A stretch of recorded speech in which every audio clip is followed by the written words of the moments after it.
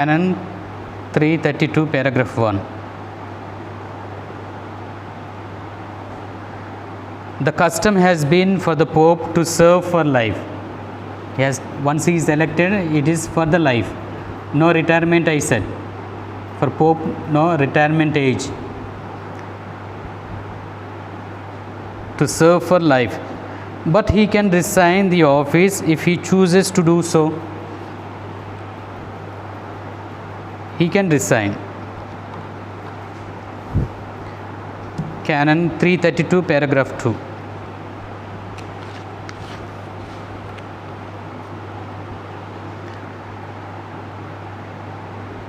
Next, B, the College of Bishops.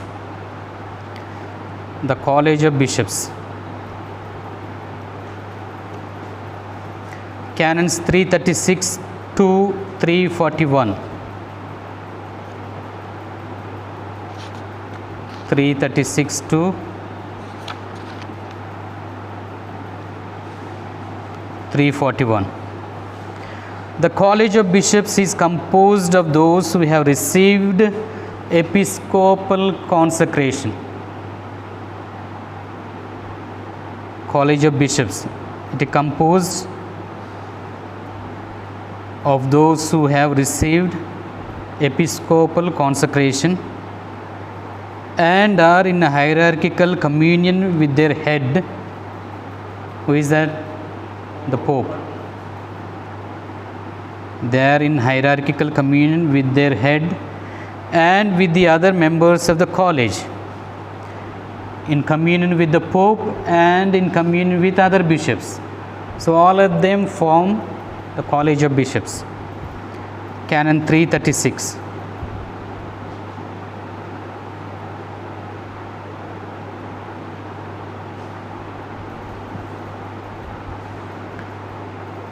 It is logical that the college have a full and supreme power over the whole church.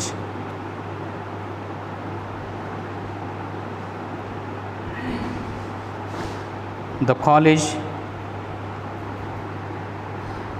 have a full and supreme power over the whole church. Why?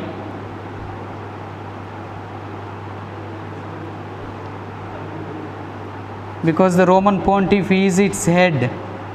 He is also part of the college. Since the Roman Pontiff, supreme pastor of the universal church, is included in it as its head. That's why the college has got full and supreme power over the whole church.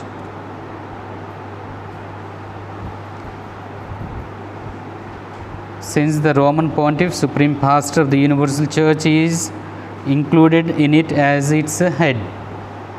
Thus, the duality Pope-College signifies that the church is governed by the Roman Pontiff, either by himself or together with the other bishops.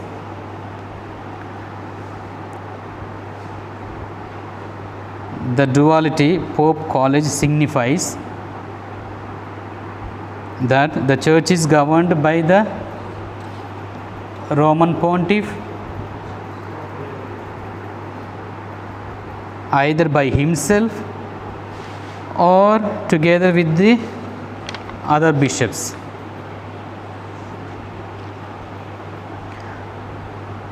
So afterwards you can refer Lumen Gentium number 22. The College of Bishops, as a communion of pastors guiding the church, is always in action. However, the actions through which it exercises the supreme power are accomplished only in concrete modalities and occasions in which it is called by the Pope to do so, or else in the cases in which the Supreme Pontiff at least approves or freely admits the corporate actions of the unassembled bishops, so that a truly collegiate act may result. So next, the Ecumenical Council.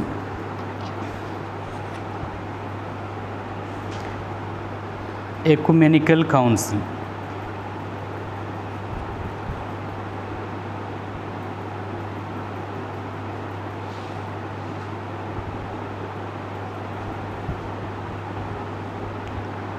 The College of Bishops exercises power over the universal church in a solemn manner in an ecumenical council.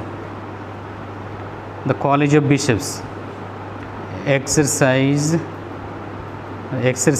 power in the universal church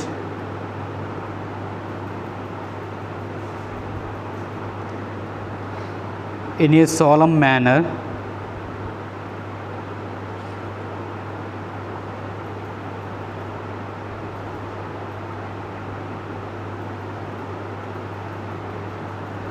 in and ecumenical councils. In the ecumenical councils.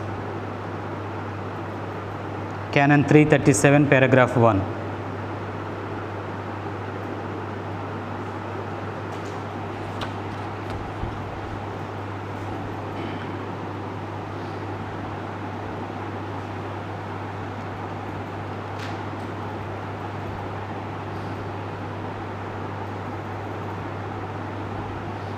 The Second Vatican Council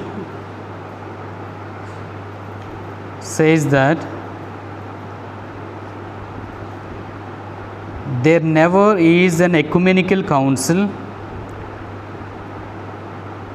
there never is an ecumenical council which is not conformed,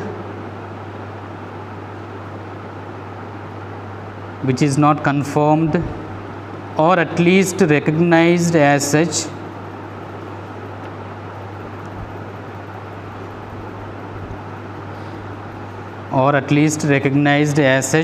by Peter's successor.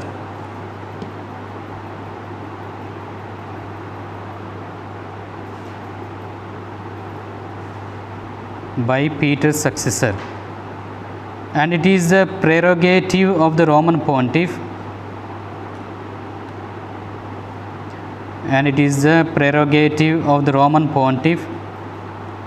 to convoke such councils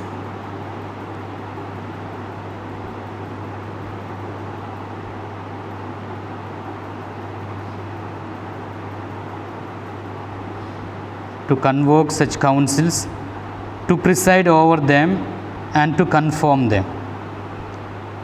To convoke, to preside, and to confirm. To convoke such councils, to preside over them, and to confirm them. Lumen Gentium number 22. The Second Vatican Council says that so far there is no ecumenical council which is not convoked by the Roman Pontiff. So it is a prerogative of the Roman Pontiff to convoke it, to preside over it, and to confirm it afterwards. And he can also transfer them, suspend them, or dissolve them. Which one? The ecumenical councils. The Roman Pontiff can transfer them. Transfer is from either from one place or from one time, due to some grave reasons. He can also transfer them, suspend them. He can completely suspend the council or dissolve them. In fact, if the Pope dies or resigns his office during a council, it remains suspended until his successor decides to continue it or dissolve it.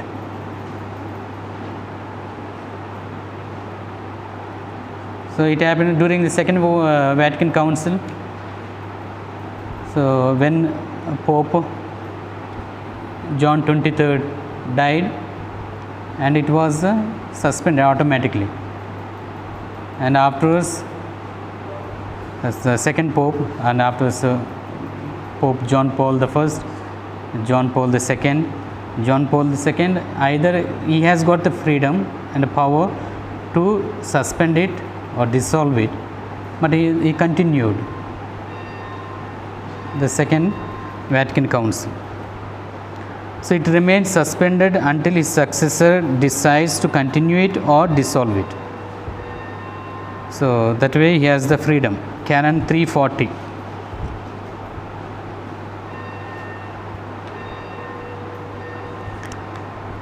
All the members of the College of Bishops, and they alone have the right and duty to participate in a council. All the members of the College of Bishops, and they alone have the right and duty to participate in a council with a deliberative vote. So, voting system on certain issues, they have to vote to arrive at the conclusion. Sometimes the decision may not be unanimous. Only they have the deliberative vote, not other participants. Others also will participate, but deliberative vote only the College of Bishops have. The Pope can call others to participate in the way in which he holds opportune. The Pope also can call others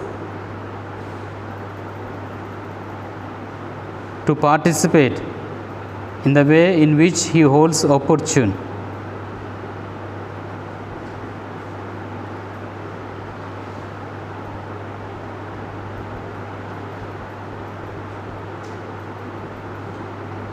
The council deals with the matters that have been proposed by the Holy Father. That is understood. The council deals with the matters that have been proposed by the Holy Father, as well as the ones that have been proposed by conciliar fathers and approved by him. So, some will be chosen especially, and they will make the agenda. It should be presented to the Pope, and the Pope should approve them. Then only they will be brought to the council for the discussion, for the gathering, for the aula, for the discussion. After the deliberations and the approval of the conciliar decrees in the aula, it's the aula, A-U-L-A, aula, is a place where the meeting is held.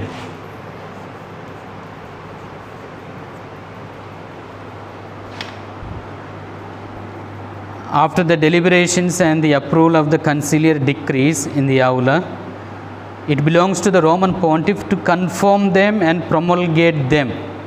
Only he can do that. It belongs to the Roman Pontiff to confirm them and promulgate them.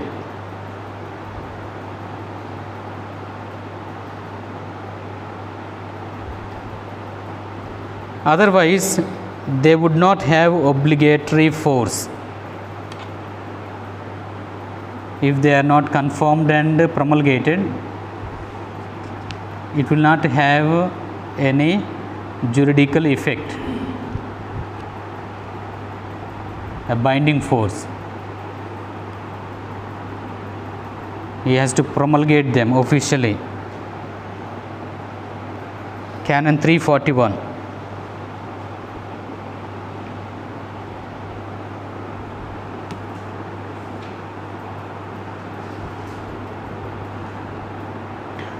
So, ecumenical councils are not frequent events. Only 21 have taken place in the history of the Church. They are not frequent events. So far, only 21 have taken place in the history of the Church.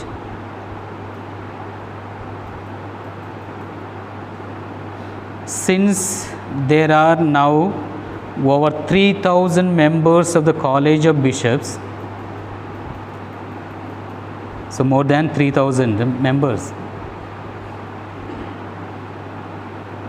of the College of Bishops, gathering them in council is both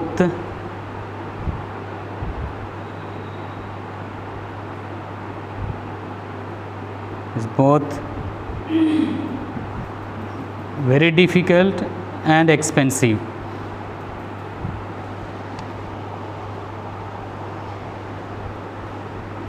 However, councils are vivid symbols of the unity and universality of the Church.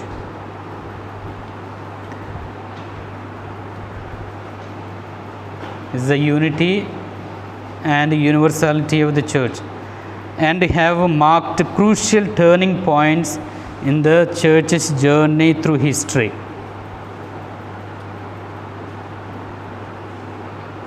And have marked crucial turning points in the church's journey through history. So the Second Vatican Council brought about a drastic change in the universal church. You will understand it only in the background of the First Vatican Council. Up to the Second Vatican Council, the liturgy, the worship, the celebration of the Mass, totally different. We are not aware. So you ask senior members or priests, they will tell. So it brought about drastic change in the history of the church.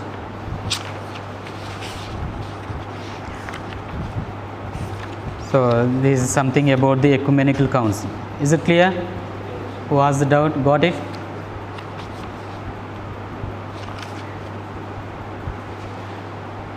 Now we shall go to another topic, institutes for the government of the universal church.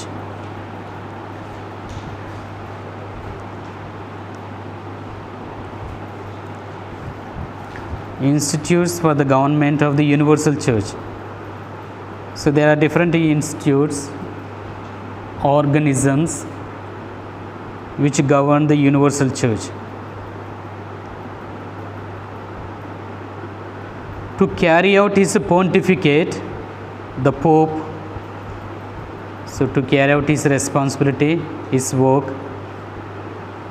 to carry out his pontificate, the Pope makes use of various bodies and persons. Makes use of various bodies and persons. Some have a consultative character.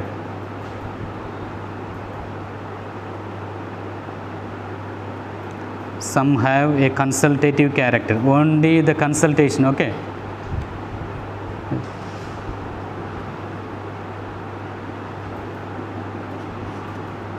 Such as the Synod of Bishops and the College of Cardinals.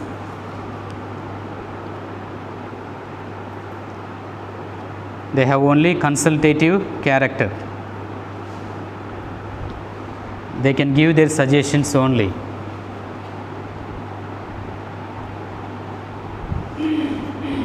Such as the Synod of Bishops or the College of Cardinals, which he asks for opinions on given questions.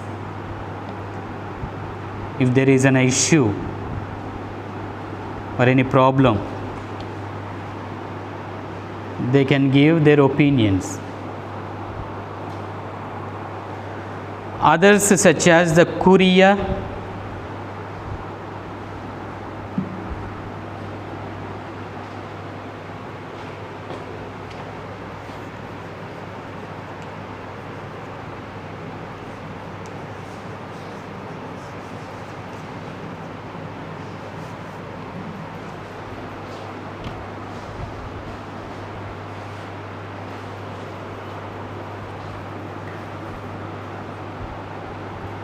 others such as the Curia or the legates have an executive character.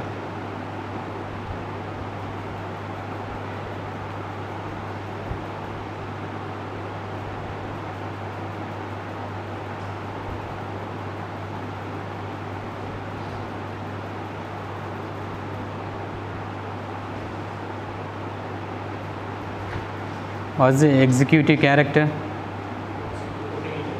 Yeah, administrative character. Have an executive character and help him in a permanent way. Help him in a permanent way in carrying out the duties which he has entrusted to them.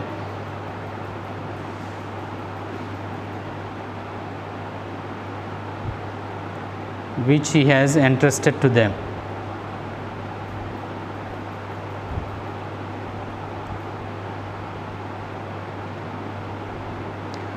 So now we shall see something of Synod of Bishops, College of Cardinals, Curia, Legates, etc. The Synod of Bishops, Canons 342 to 348. 342 to 348 is an assembly that unites some bishops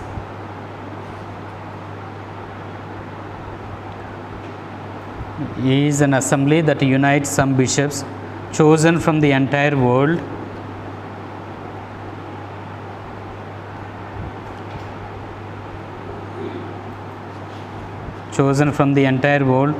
under the authority of the Pope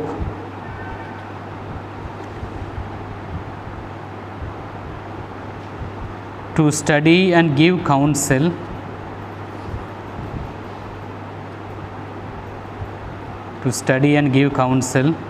on the questions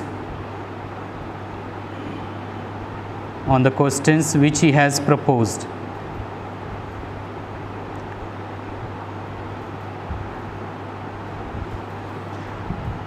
So this is the assembly which unites them together, but not all of them, but the Holy Father chooses a few from different place or to particular area of the world, universal church. They are called for the Synod of Bishops.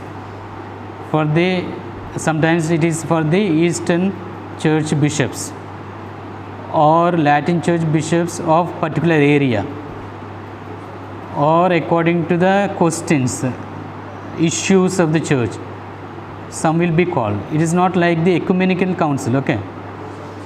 So the Synod of Bishops is different from ecumenical councils. And there all the College of Bishops will be present. It is not a permanent institution, nor does it have deliberative power. This is not a permanent institution, nor does it have deliberative power, except when the Pope confers it in a given case.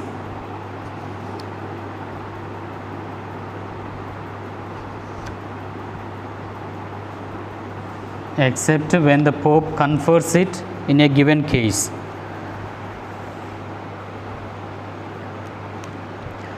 So this is not a permanent institution, but when particular question is there, issue is there to be discussed, he calls for a Synod of Bishops.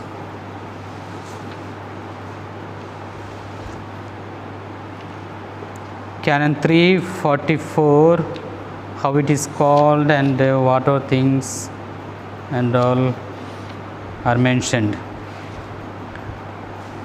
Canon 344, just listen. The Synod of Bishops is directly under the authority of the Roman Pontiff, whose prerogative it is. Okay, directly under the Roman Pontiff. Number 1, to convene the Synod as often as this seems opportune to him, and to designate the place where the meetings are to be held. He will call for a meeting and he will choose the place for the meeting. Whenever it is opportunate or opportune time, he will call the Synod. Number 2, to ratify the election of those who, in accordance with the special law of the Synod, are to be elected, and to designate and appoint other members. To ratify the election of those in accordance with the special law of the Synod. So he has to give the consent to who should be the members of the Synod, and he will elect. Number 3, at a suitable time before the celebration of the Synod, to prescribe the outlines of the questions to be discussed in accordance with the special law. So at a suitable time before the Synod, The important questions that are to be discussed will be sent to different people, and they will have pre-discussion before the actual synod begins, and they will consult the experts also. So all the bishops may not be the experts in different area, dogmatic, moral, or systematic, or biblical, or canon law, according to the canon law.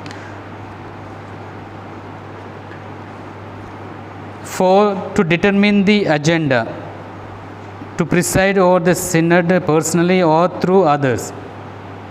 So if time permits, he will preside over personally, or he will delegate someone to preside over the synod. To conclude, transfer, suspend, or dissolve the synod. So he has a power to conclude it, transfer, suspend, or dissolve the synod. So these are the important things that are to be kept in mind with regard to the synod of bishops. So there are things also. The important thing is this. We will go to our next point, the cardinals of the Holy Roman Church.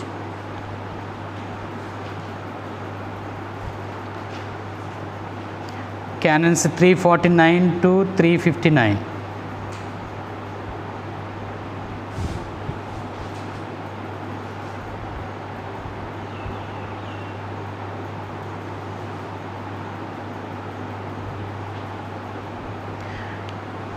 Its origin can be traced back to the bishops of the neighboring towns. Its origin can be traced back to the bishops of the neighboring towns or suburbs.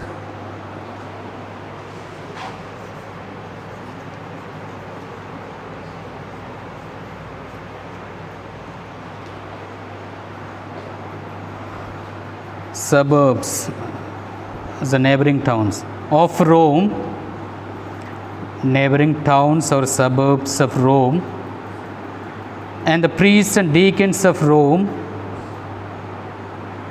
and the priests and deacons of Rome in the early Middle Ages. In the early Middle Ages, whose advice was used by the Supreme Pontiff.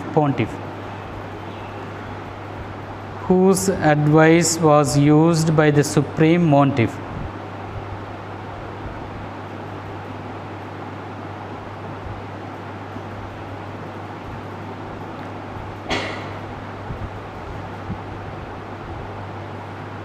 In the early church, these are the bishops, priests, and deacons, and the church was not spread everywhere. Okay, so these are immediately available for the Pope to be in communion to discuss certain matters.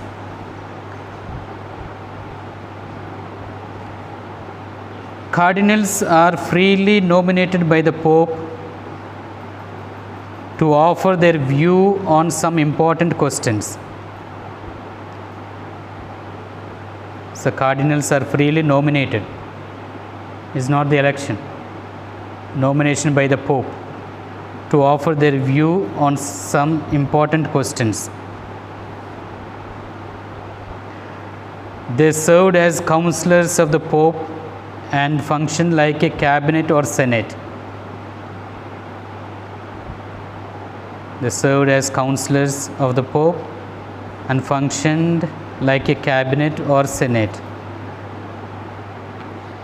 Their meetings were called consistories.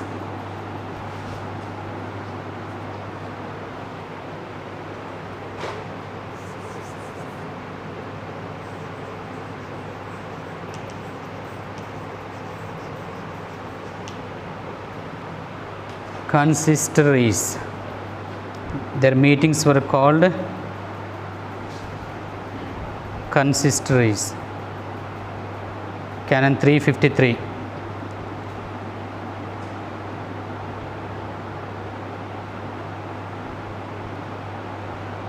So it comes from the word consistere.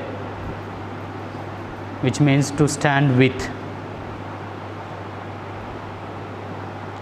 Consistere, to stand with.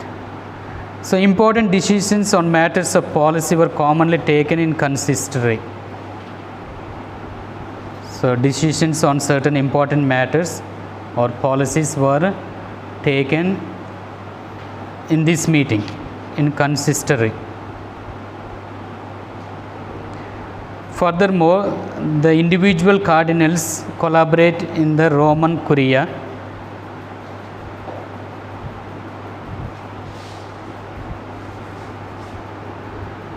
Furthermore, the individual cardinals collaborate in the Roman Curia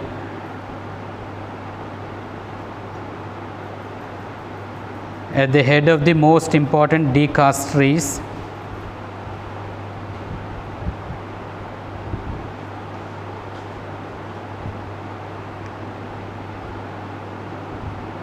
As the head of the most important dicasteries and as members of some of them.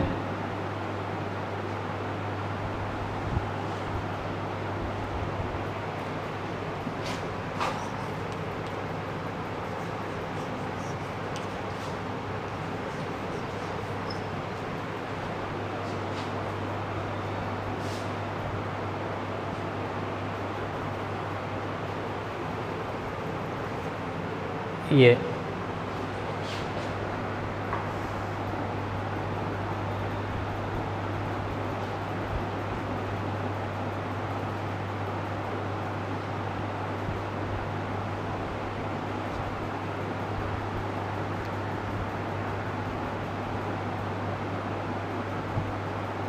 And as members of some of them, to whom it belongs to resolve some important questions.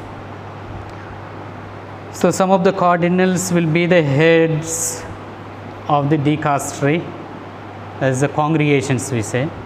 Some will be the head and some also will serve as the members, and bishops also will be the members.